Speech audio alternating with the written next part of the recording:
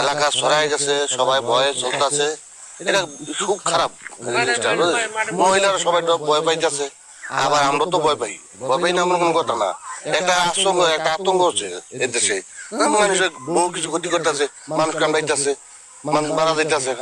এই জন্য আমাদের এলাকার ভাই বেড়া তো একটা ঝুঁকি নিছে, ভালো কাজ করছে, ও ধন্যবাদ জানাই। সাপের একটা আতঙ্ক আছে না, ওই আতঙ্কতে বর্তমান মানুষ আছে।